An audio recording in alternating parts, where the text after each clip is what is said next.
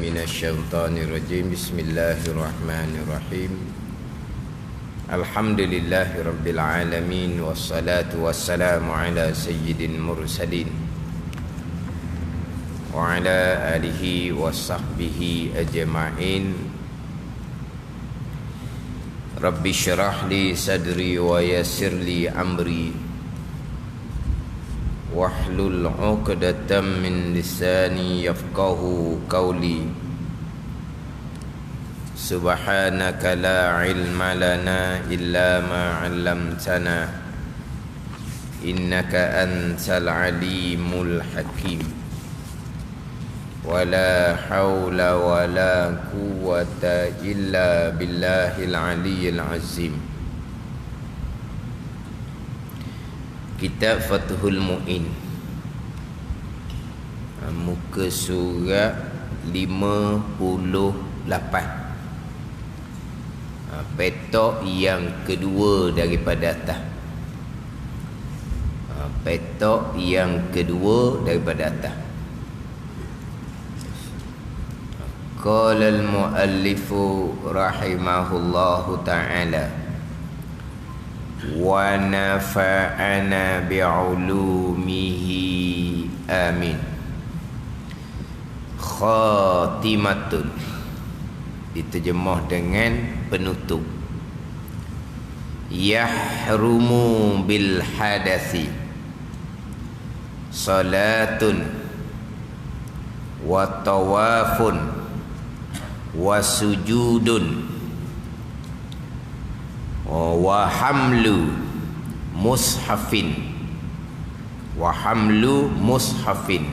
mishafin mushafin. Dia mim tu boleh baca tiga-tiga tu, mushaf, mishaf dan juga mashaf. Kita bahasa Melayu sebut benda mashaf. Bahasa Melayu disebut mashaf tau. Mushaf. Mushaf bahasa Melayu. Mushaf ke mashaf? Dia boleh baca belakang tu. Mushaf, mashaf, mishaf. Tapi kalau mashaf tu agak gharib sikit lah. Biasa dibaca dengan mushaf ataupun mishaf. Sini dibaca dengan wa hamlu mushafin wa ma kutiba lidarsi Qur'anin walau ba'da ayatin kalauhid. Kerana hadas, itu cuma begitu. Wa yahrumu bil hadasi salatun, haram dengan sebab hadas oleh sembahyang. Tu kau ikut terjemahan dia lah. Yahrumu bil hadasi, haram dengan sebab hadas, bersababiyah dia.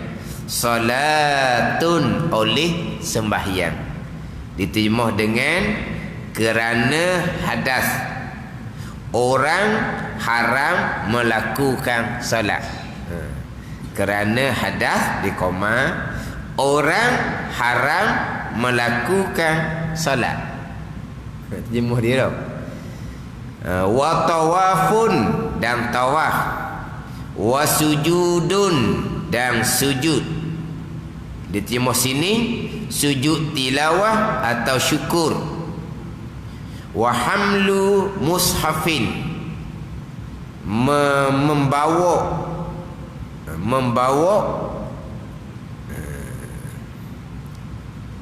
mushafin diterjemah membawa yang bertuliskan Al-Quran.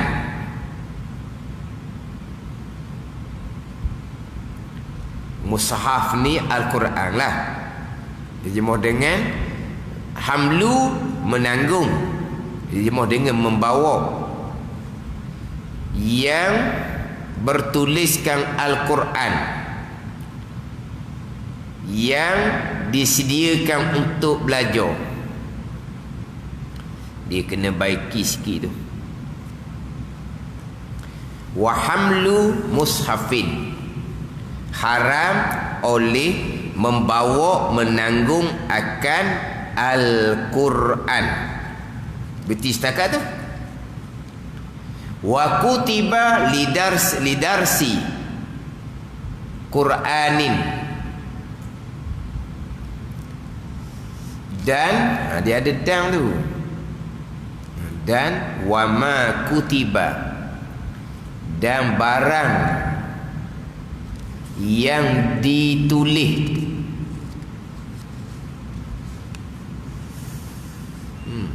Baca warna situ. Wa ma kutiba, dan barang yang ditulis lidarsin, kerana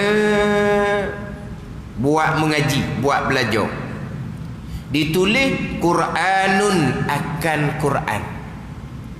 Wa ma kutiba, dan barang yang ditulis ai fihi, padanya, pada ma, pada barang.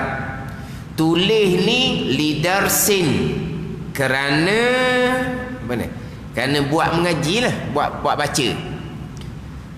Kutibanya Quranun, akan Quran. Jadi sini ni membawa yang bertulis Al-Quran yang disediakan untuk belajar. Dah kita tinggal tu. Betul dah tu. Melakukan solat, tawaf, sujud tilawah atau syukur, membawa mashaf. Tu dah hamlu mashaf. Wa ma kutiba lidarsin Quranun, membawa yang bertuliskan Al-Quran. Lidarsin, yang disediakan untuk belajar. Walau ba'da ayatin, sekalipun tersurat hanya setengah ayat. Walaupun Quran yang ditulis itu setengah ayat je. Kalauhin, barang yang ditulis akan Quran kerana nak belajar ni, contohnya kalauhin tu contoh pada ma kutiba. Mana lauhin ni? Misalnya batu tulis. Lauhin ni papan hitam kita tu lah. Kalau kira dulu kau, papan whiteboard. Kalau sekarang papan luh tu lah. Orang dulu kan dia ada papan dia tu untuk belajar dia tu. Itulah dia ada macam orang dulu kan, dia ada papan tu untuk dia menulis. Jadi sekarang ni satunya haram menanggung mashaf Al-Quran, dan haram juga menanggung barang yang dituliskan akan Al-Quran, tuliskan untuk belajar, untuk baca, walaupun setengah ayat. Setengah ayat macam mana? Alhamdulillah, setengah aja. Sepenuh ayatnya Alhamdulillahi Rabbil Alamin, itu sepenuh ayat. Ditulisnya Alhamdulillah. Tulis di mana? Contoh tulis di kalauhin tu, contoh bagi barang yang ditulis tu. Mana contohnya tulis di macam sekarang lah, tulis di tempat tulis tu lah. Lauh ni orang dulu dia panggil papan luh. Orang dulu kan dulu kan dia ngaji kan, dia ada bawa papan sekeping, kemudian ditulis apa? Itu dengan apa? Zaman dulu tulis dengan arang. Tulis dengan arang, tapi dia ada papan tu lah. Itu papan lauh dia panggil, papan luh dia panggil. Jadi ditulis di papan tu akan ayat Al-Quran untuk mengaji, untuk baca, untuk belajar. Maka haram pegang. Haram pegang. Berbeza di hadapan tulis ayat Al-Quran untuk ambil tabarruk, untuk ambil keberkatan. Contohnya Al-Quran perhiasan. Al-Quran perhiasan tu tulis untuk ambil tabarruk, ambil keberkatan. Hak tu boleh sentuh walaupun tidak ada air sembahyang. Kalau ditulis tujuan untuk belajar, untuk mengaji, untuk membaca, haram sentuh tanpa ada air sembahyang. Kita akan cerita balik tu. Ada ni. Jadi dalam kitab Fathul Mu'in ni dia agak susun molek. Jadi berbetulan dengan kalau kita kok banyak timbul lah. Macam mana tu Quran frame-frame tu. Siapa masa kita nak sapu dia punya habuk kan, kita buat turung tu. Tak turung kita pun sapu dia punya habuk. Ayat Al-Quran tu. Ayat 1000 dinar, ayat Pakul, ayat kursi, ayat apa lagi biasa hok dijadikan sebagai perhiasan tu. Ada ni. Jadi boleh dak nak ambil frame Al-Quran tu nak turun, mana kita nak pegang? Boleh tak kita nak pegang tanpa ada semayang? Jadi tulis tu untuk apa? Untuk ambil tabarruk. Boleh pegang walaupun dalam keadaan berhadas kecil sekalipun. Adapun kalau tulis tu untuk lidarsin, untuk buat mengaji, untuk buat belajar, hak tu haram sentuh. Pandai ni. Jadi sekarang ni masuk kepada pembicaraan berkaitan dengan yang diharamkan apabila berhadas kecil. Kemudian di hadapan muka surat 60, petok yang kedua daripada atas, wa yahrumu bil janabati, dan haram dengan sebab janabah, berjunub, berhadas besar. Al-muksu fil masjidi, berhenti di dalam masjid. Turun di bawah lagi tu, wa binahwi haidin, atau kepada bil janabati, dan haram dengan umpama haid. Mana umpama haid? Haid dan nifas. Jadi didatangkan yang pertama, yahrumu bil hadasi, haram dengan sebab hadas kecil.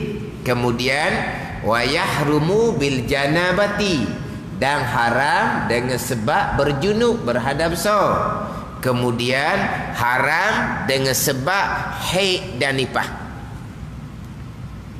Jadi haram dengan sebab berhadas kecil ni sembahyang, tawaf, sujud syukur ataupun sujud tilawah, dan menanggung Al-Quran. Menanggung Al-Quran. Kemudian diharamkan bagi orang berjunub berhenti di dalam masjid dan membaca Al-Quran dengan qasa Al-Quran. Dan diharamkan bagi orang haid dan nifas, diharamkan cerai, diharamkan sembahyang, diharamkan membaca Al-Quran, dan diharamkan berpuasa. Jadi dia ada 3 peringkat. Yang pertama, haram apabila berhadas kecil. Haram apabila berhadas besar. Hadas besar ni ada 2 hadas. Satunya hadas janabah, berjunub. Siapa yang berjunub? Orang yang bersetubuh, itu dipanggil hadas janabah. Orang yang keluar mani, itu hadas besar janabah. Perempuan yang beranak, itu hadas besar janabah. Sebab orang beranak ni diumpamakan dengan keluar mani. Itu hadas besar kerana berjunub, bersetubuh, keluar mani, dan juga beranak. Satu lagi hadas besar haid dan nifas. Ada 3. Kalau kita bilang kasar ada 2. Satunya hadas kecil, batal wuduk. Satunya hadas besar. Itu kita bilang secara kasar ada 2 hadas. Satu hadas kecil, satu hadas besar. Kalau kita nak perinci lagi, ada 3 hadas. Satunya hadas kecil, satunya hadas besar yang pertengahan. Mana? Hadas berjunub. Satu lagi ni hadas besar yang aghlas. Hadas besar yang aghlas, hadas besar yang hak paling berat lah, hak paling keras. Mana hadas besar yang pertengahan? Orang berjunub. Itu hadas besar tapi pertengahan je. Hadas besar haid dan nifas, ni hadas besar yang paling berat. Pandai ni. Jadi sebab itulah yang diharamkan bagi orang hadas besar kerana haid dan nifas lebih banyak daripada yang diharamkan bagi orang yang hadas besar kerana berjunub. Orang yang diharamkan kerana hadas besar berjunub lebih banyak daripada yang diharamkan bagi orang yang berhadas kecil. Sebab hadas kecil ni yang paling ringan. Hadas junub, hak junub ni hadas besar tapi dia pertengahan, bukan hak paling aghlas, hak paling keras.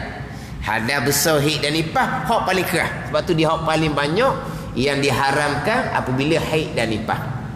Jadi kalau dalam kebanyakan kitab yang diharamkan apabila berhadas kecil didatangkan 4. Sembahyang, tawaf, sentuh Al-Quran, tanggung Al-Quran.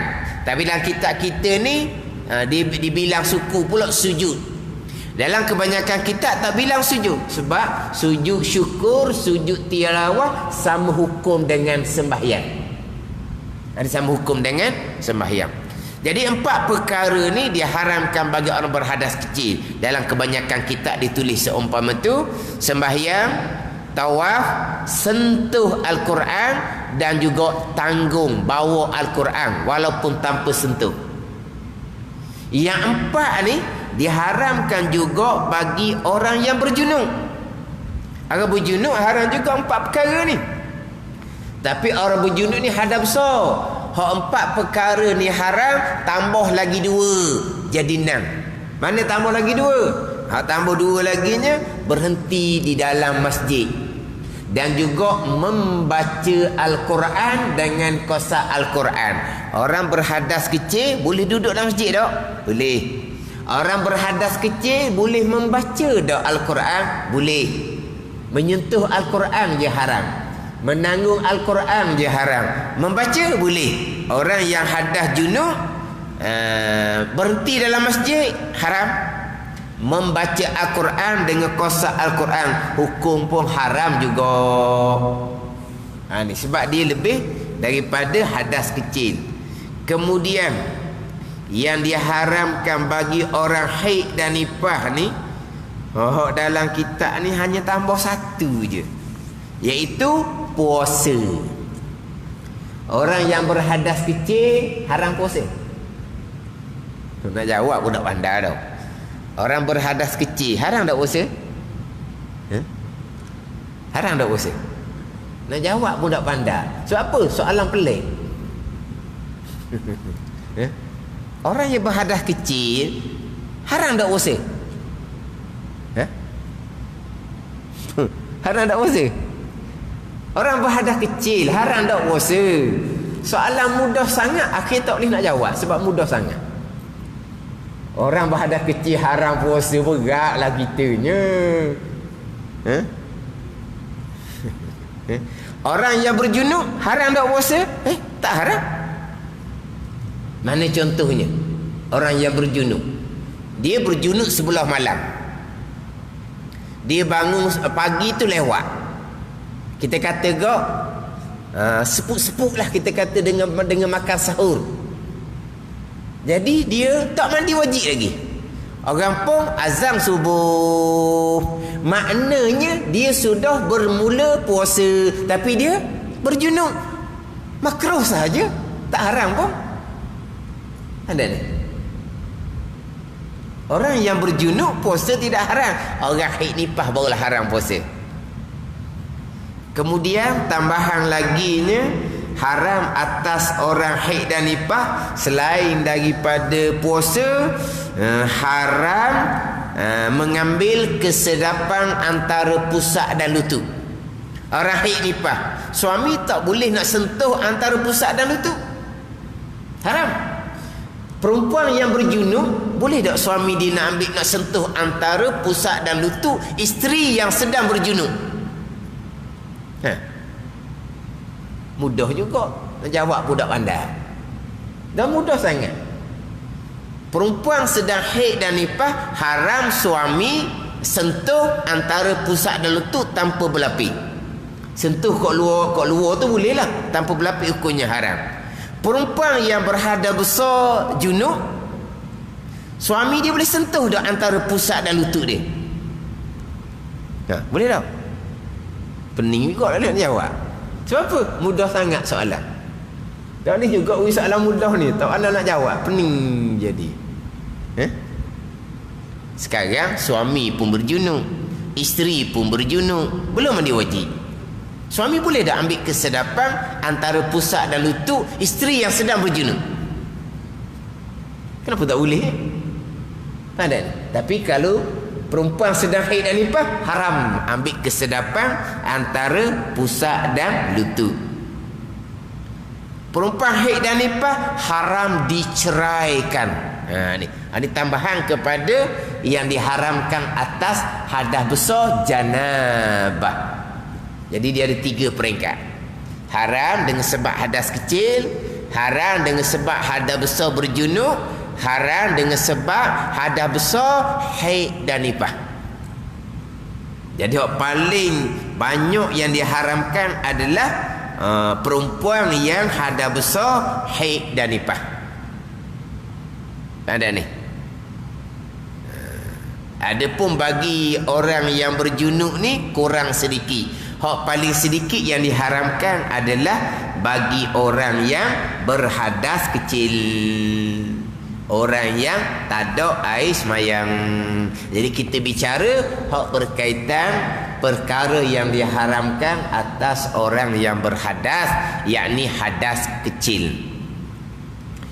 Kita bicara berkaitan dengan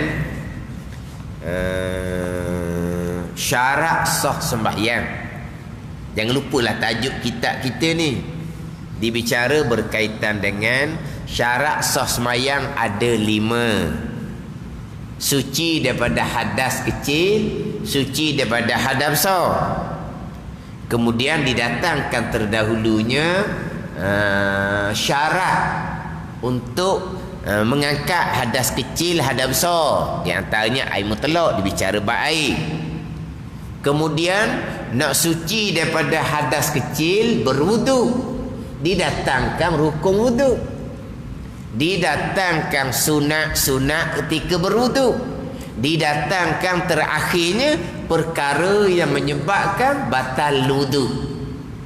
Jadi sekarang selesai bicara perkara yang menyebabkan batal wudu, maka apakah perkara yang diharamkan apabila batal wudu? Apabila berhadas kecil. Itu dia punya tajuk dia. Sambung.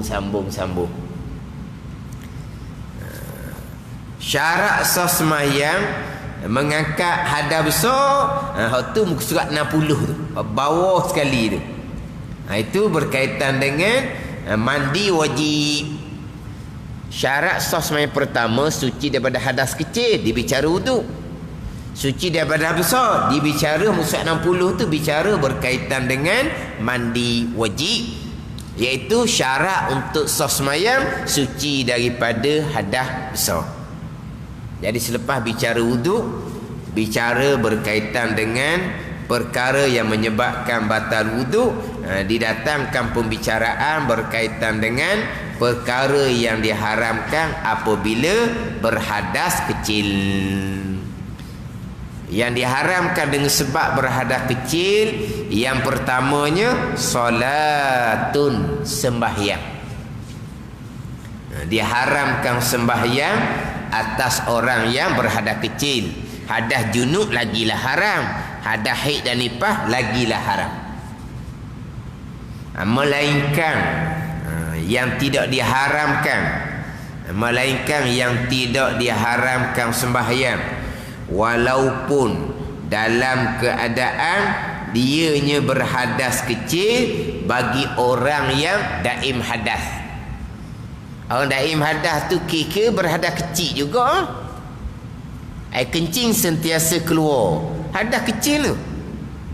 Darah istihadah sentiasa keluar. Hadas kecil tu. Itu tidak diharamkan. Sebab apa? Sebab itu penyakit.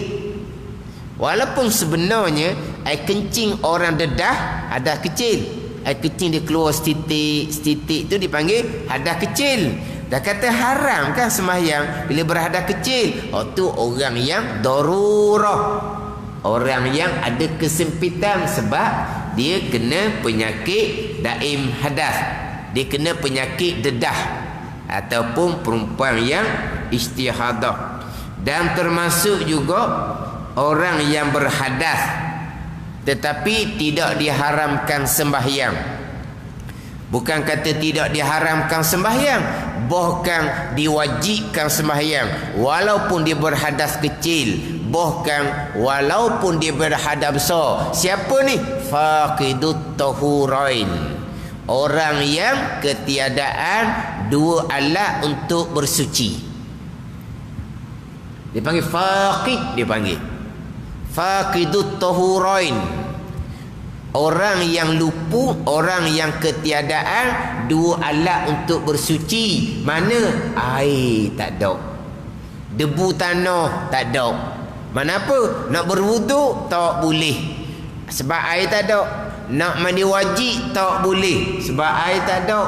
Nak gantilah dengan alat taharah yang kedua, iaitu debu tanah untuk ganti wuduk, untuk ganti mandi wajib dengan tayamum. Debu pun tak ada juga. Dia panggil faqidut tahurain. Hak ning ni bukan kata tidak diharamkan sembahyang, bahkan wajib sembahyang. Dia kata orang berhadas haram sembahyang, hadas kecil pun haram sembahyang, sama telah hadas besar bagi orang yang tidak faqidut tahurain. Ni dia punya istilah bahasa Arab. Tapi biar kita bila orang sebut je kita faham lalu dah. Sebut daim hadas. Daim hadas. Bukan daim nama orang tu. Bukan daim tu. Daim hadas. Daim ni orang yang berkekalan. Orang yang berkekalan hadas. Mana? Tadilah orang dedas. Dedah tu kan keluar air kencing. Bukan air kencing tu menyebabkan berhadas kecil, tapi berkekalan setitik. Ni dia panggil daim hadas. Tanda ni. Ni dia darurah, dia kesempitan, wajib sembahyang. Faqidut tahurain. Dia berhadas walaupun hadas besar, tetapi dia orang yang lupa ketiadaan dua alat untuk bersuci. Cuma bezanya daim hadas sembahyang tak wajib diulangi. Faqidut tahurain sembahyangnya wajib diulangi. Sebab apa? Sebab dia sembahyang dalam keadaan berhadas, maka wajib diulangi. Tetapi kenapa dia sembahyang dalam keadaan dia berhadas? Kerana dia faqidut tahurain, dia bukan sengaja tidak mengangkat hadas. Tapi kenapa dia sembahyang? Sebab dia cukup syarat wajib. Faham tak ni? Syarat wajibnya apa? Jangan lupa di awal pembicaraan kita dahulu dalam Fathul Mu'in ni, syarat wajibnya Islam, berakal, baligh, suci daripada haid dan nifas. Itu syarat wajib. Islam, baligh, berakal, suci haid dan nifas. Siapa yang tak wajib semayang? Orang kafir, kanak-kanak yang belum baligh, orang gila, orang mabuk, orang koma, orang haid, orang nifas. 7 golongan ni sahaja hak gugur kewajipan semayang, tak wajib semayang, dan tak kena qada pun semayang. Orang yang tak cukup syarat wajib, Islam, baligh, berakal, suci haid, suci nifas. Siapa yang tak cukup syarat wajib? Islam syarat wajib, orang kafir. Baligh syarat wajib, kanak-kanak lah tak wajib. Berakal syarat wajib, Siapa yang lawan kepada berakal? Orang gila, orang mabuk, orang koma. Ni. Tiga lawan kepada berakal. Berakal syarat wajib. Orang gila dipanggil tak berakal. Orang mabuk dipanggil tak berakal. Pada waktu sahur tu dia makan apa-apa gitulah. Kemudian dia makan obat contohnya. Tiba-tiba mabuk. Salah makan. Mabuk buih mulut. Tak kenal orang. Pada waktu sahur contohnya. Punya mabuk dia tu pukul 7.30 barulah siuman daripada mabuk. Maka sepenuh waktu subuh dia tidak berakal. Tidak ada kewajipan subuh, tak ada qada sebab dia tidak cukup syarat wajib. Berakal. Orang koma sama juga. Orang pingsan sama juga. Direbah bilik air pada waktu sahur sebelum masuk waktu subuh. Pingsan di bilik air. Angkat ni atau hospital pukul 7.30 lepas habis subuh baru sedar dia pingsan. Sepenuh waktu subuh dia panggil tidak berakal sebab dia pingsan, gugur kewajipan. Tak ada kata sebab dia tak cukup syarat wajib. Gila, mabuk, koma, lawan pada berakal. Syarat wajibnya suci daripada haid dan nifas. Lawan dia orang sedang haid, orang sedang nifas. Ni 7 golongan yang gugur kewajipan sembahyang.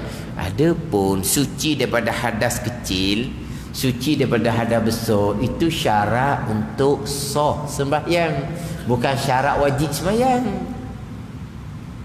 Apabila seseorang cukup syarat wajib, hak 4 tadi, Islam, balik, berakal, suci haid dan nifas, dia berkewajipan sembahyang. Apabila nak sembahyang, dia wajib mencukupkan syarat sah sembahyang yang 5. Dia datang kelima dalam kitab kita ni. Syarat sah sembahyang ada 5. Syarat sah sembahyang pertama yang kita bicaranya suci daripada hadas kecil dan suci daripada hadas besar.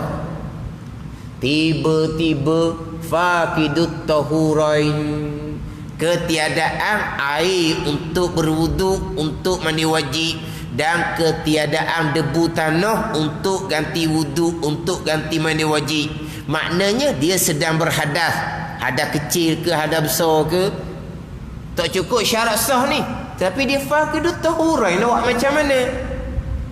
Oleh kerana syarat wajib masih lagi cukup, dia berkewajipan sembahyang walaupun syarat sah tak mampu disempurnakan dalam keadaan faqidut tahurain, bukan sengaja. Tapi sembahyang tu wajib diqadhakan. Sebab apa? Sebab dia tidak cukup syarat sah, suci daripada hadas kecil, hadas besar, kerana faqidut tahurain. Tak cukup syarat sah, kenapa masih lagi sembahyang? Sebab syarat wajib masih lagi cukup, maka berkewajipan sembahyang. Dan kalau sembahyang dah, kenapa ulang balik? Sebab syarat sah tak mampu disempurnakan, sebab faqidut tahurain. Dan syarat sah tak mampu disemudah, kenapa sembahyang? Sebab syarat wajib masih lagi cukup. Siapa pagi esok, itulah jawapan dia. Itulah jawapan dia. Kenapa masih lagi sembahyang dalam keadaan berhadas kecil, berhadas besar? Faqidut tahurain.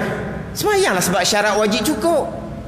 Dah sembahyang dah, kenapa wajib ulang balik? Sebab syarat sah tak cukup. Dan syarat sah tak cukup, kenapa kamu sembahyang? Sebab syarat wajib cukup, saya berkewajipan sembahyang. Kena beza moleklah antara syarat wajib dengan syarat sah. Ini di awal kitab Fathul Mu'in kita ni. Jangan lupa asas-asas dia tu. Tapi nak ceritanya, macam mana faqidut tahurain ni berhadas kecil, berhadas besar, wajib sembahyang? Dia kekal hadas bukan sengaja. Kekal hadas kecil, bahkan kekal hadas besar kerana faqidut tahurain. Dah kata orang berhadas kecil, orang yang berhadas besar haras sembahyang, ini bagi orang yang ada air, ataupun paling-paling kurang orang yang ada debu tanah, ganti air untuk tayamum, ganti wudu ataupun ganti mandi wajib. Barulah haram sembahyang. bagi orang yang berhadas kecil, tambahan pula haram sembahyang bagi orang yang berhadas besar. Cuma faqidut tahurain, kalau dia berhadas besar, faqidut tahurain, hadas kecil tu ingat sikit, tak ada air untuk berwuduk, tak ada debu tanah untuk ganti tayamum.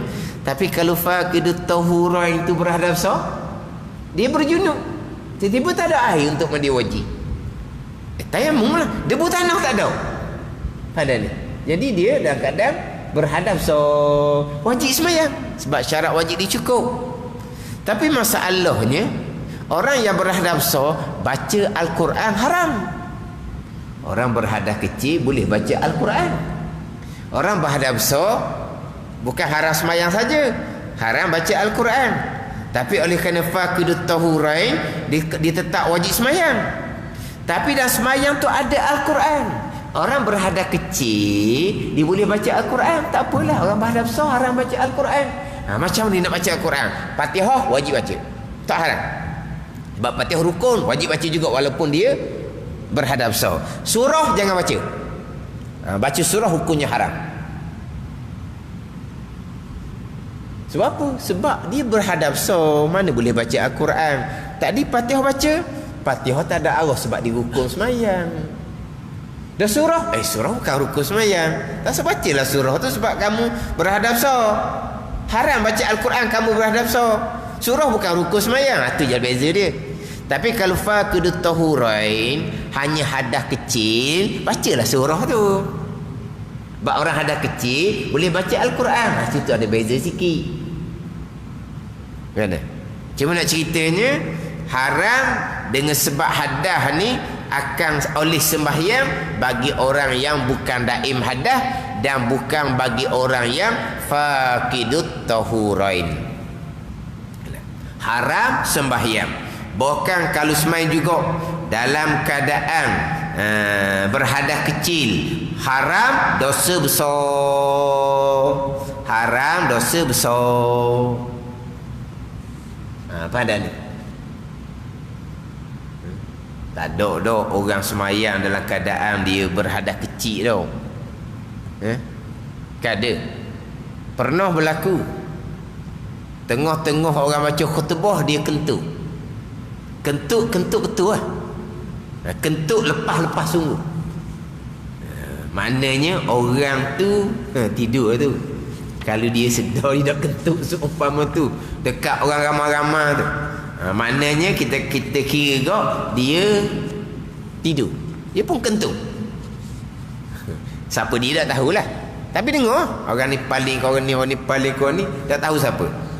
Tapi seorang budak bangun. Nak kira mana tu? Nak kira mana? Seorang budak bangun. Nak sembahyang Jumaat, macam mana dia berhadas kecil? Seorang tak bangun. Dia sembahyang Jumaat dah keadaan dia tanpa ambil wudu. Haram dosa besar lah. Lepas tu dia tak bangun pada masa tu. Lepas orang iqamah dia keluar slow-slow lepas orang berdiri. Takkan dia nak bangun masa lepas dia kentut, lang lah bangun. Dia ni kentut.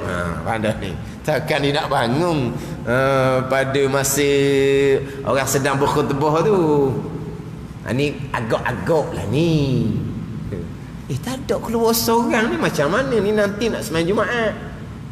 Wuduk dia sudah batal sebab dia kentut. Kenapa tak ada seorang bangun pergi ambil sembahyang? Dia malu nak bangun. Lepas tu dia sembahyang Jumaat tanpa wuduk? Tak mungkin. Lepas tu orang bangun lepas iqamah, dia pun celah-celah keluar lah. Ke macam mana? Maknanya tak ada lah kita kata orang dalam keadaan berhadas kecil dia sembahyang. Cuma hak dalam kitab, contohlah hak dalam kitab, kita ni nak kentut. Tasyahud akhir tu kita memang nak kentut. Kita kontrol, kita pun beri salam. Habis tasyahud akhir rukun, habis selawat rukun, terus beri salam. Lepas beri salam yang pertama, kentut. Berhadas kecil. Lepas tu semayang macam mana? Sah. Sebab selesai dah rukun sembahyang. Salam yang pertama adalah rukun sembahyang yang terakhir. Rukun sembahyang terakhir tertib. Tertib tu daripada awal sembahyang. Rukun yang terakhir adalah salam yang pertama. Dan lepas salam yang pertama barulah dia kentut, maka sembahyang dia sah. Tetapi jangan salam yang kedua. Situ nak cerita. Sebab walaupun salam yang kedua bukan rukun sembahyang, tapi masih lagi hai'ah sembahyang, rupa sembahyang, ekor sembahyang. Kalau kita kata kau tiba-tiba dia nak melakukan sunat hai'ah dalam sembahyang, rupa perbuatan sembahyang, ekor sembahyang, dalam keadaan dia sudah berhadas kecil. Mana syarat untuk sembahyang dia sudah tak cukup sebab dia sudah berhadas kecil. Di salam yang kedua hukumnya haram sebab dia melakukan rupa sembahyang dalam keadaan dia sudah tidak cukup syarat untuk sah sembahyang, suci daripada hadas kecil. Gitu je lah. Takut timbul macam mana kita ni. Timbul adalah kita biasa salam 2 kali kan. Jadi salam sekali ni tak cukup lah kitanya. Salam sekali kentut berhadas kecil. Kita tak pernah salam sekali dalam sembahyang. Kita salam memang 2 kali. Jadi kita pun tak cukup rasanya kita berhadas kecil dah. Kita pun salam yang kedua hukumnya haram. Bahkan ada pandangan dan kitab Fathul Mu'in kita ni dia akan bicara nanti, batal sembahyang di salam yang kedua. Di salam yang pertama baru kentut, sembahyang tak batal. Sebab apa? Sebab selesai dah rukun sembahyang yang terakhir, salam yang pertama. Tiba-tiba sembahyang hak tak batal tadi ni, digi salam yang kedua jatuh, batal sembahyang dia. Tu pandangan taat. Pandangan tamat sembahyang tak batal tapi haram kerana dia melakukan perkara yang masih lagi hai'ah sembahyang, rupa sembahyang, ekor sembahyang dalam keadaan dia sudah berhadas kecil. Haram sahaja, sembahyang tidak batal. Pandangan taat haram serta sembahyang jadi batal. Dengan kentut tadi tak batal, dengan salam kedua tu baru batal sembahyang. Pada sebab apa? Sebab dia sudah berhadas kecil, dia buat rupa sembahyang, batal lah sembahyang dia. Mana dia masih lagi mengekali ibadah dalam keadaan syarat sudah tidak cukup. Biasa dari kita ada contoh beginilah, mengekali ibadah dalam keadaan syarat tidak cukup. Mana? Perempuan berpuasa Ramadan sampai sebelah petang, pukul 5 ke pukul 6 ke, keluar darah haid. Bila keluar darah haid, syarat sah puasa suci daripada haid dan nifas. Perkara yang membatalkan puasa kedatangan haid dan nifas. Syarat sah sembahyang suci daripada hadas kecil. Kedatangan hadas kecil perkara membatalkan sembahyang. Syarat sah puasa suci daripada haid dan nifas. Bukan suci daripada hadap sah, suci dari haid dan nifas. Orang berhadap sah puasa. Orang berjunub mandi lepas daripada masuk waktu subuh tadi. Syarat sah puasa suci dari haid dan nifas. Perkara membatalkan puasa kedatangan haid dan nifas. Tiba-tiba pukul 5 pukul 6 petang keluar darah haid. Kedatangan perkara yang menyebabkan puasa dia batal. Sama macam orang ni kentut selepas dia salam pertama lah tu. Hujung dah tu. Tapi waktu memang habis dah semayang sebenarnya dengan salam pertama. Hak ni pukul 5 6 petang tu belum lagi selesai puasa Ramadan. Tapi dia datang haid pukul 5 6 petang, puasanya sudah batal. Sebab kedatangan haid, dia niat di hati nak meneruskan puasanya hukumnya haram kerana dia bersepakat dengan ibadah puasa dalam keadaan syarat sah sudah tidak lengkap, puasa sudah batal, dia nak buat juga puasa dia tu, maka hukumnya haram. Sebab apa? Sebab dia sambung ibadah puasa dalam keadaan syarat sah puasanya sudah tidak cukup. Sama juga salam yang kedua, kenapa haram? Kerana dia bersepakat, dia buat rupa sembahyang dalam keadaan syarat sudah tidak cukup, itu suci daripada hadas kecil. Faham tak? Kalau dia masih lagi sambung puasa, kalau dia mari haid batal dah puasa, ada apa dah lah, sama puasa ke tak? Dah lah batal. Lepas tu kamu kosak puasa ke? Kosak puasa kok mana pula batal dah. Mana pun kosak dak puasa lah. Macam mana kosak dak puasa? Sahaja aku dak puasa kerana haid sudah datang sebelah petang, gitu kosak dia. Tak ada lah, dak puasa lah. Tapi tak makan lah. Tak makan dah. Bukan nak makan petang-petang tengok dia nak. Pukul 5 pukul 6 dah kan. Nanti yang makan sekali dengan orang buka puasa lah. Dah kamu meneruskan berpuasa? Tidak. Sebab batal dah. Kenapa kamu tak makan? Tak apa tak makan pun. Kamu kena makan walaupun kuih suti. Sebab apa? Sebab nak membatalkan puasa. Nak membatalkan puasa macam mana puasa batal dah dengan keluar haid. Ni ada raja dia kata wajib kena makan kuih suti, ataupun wajib kena tegong air sedikit setegong, dia kata wajib. Dah tak wajib. Kena membatalkan puasa. Puasa batal dah dengan keluar darah haid. Nak membatal apa lagi? Hak sudah batal. Cuma jangan ada kosak puasa. Kosak dak puasa. Kosak macam dak puasa. Allah payah. Makan kuih suti biasa dak puasa. Minum air setegak biasa dak puasa. Atau timbul makan kuih suti. Tak ada. Tak wajib-wajib makan kuih, minum air tak wajib-wajibnya. Membatalkan puasa. Puasa batal dah. Ada. Cuma dia tak makan kerana apa? Payah nak makan. Anak ada. Nak makan kena sembunyi-sembunyi. Nanti anak tanya, mana mak? Pukul 6 makan dah. Dia jawab macam mana? Payahlah tu. Maka dia pun tak makan. Tak ada masalah. Dia kosak puasa ke tak? Ada. Dia tak kosak puasa. Hak haramnya Allah sayangnya lah. Pukul 6 dah. Biarlah. Nak teruskan puasa lah sampai ke maghrib, hukumnya haram sebab dia bersepakat dengan ibadah puasa dalam keadaan puasanya syarat sah tidak cukup.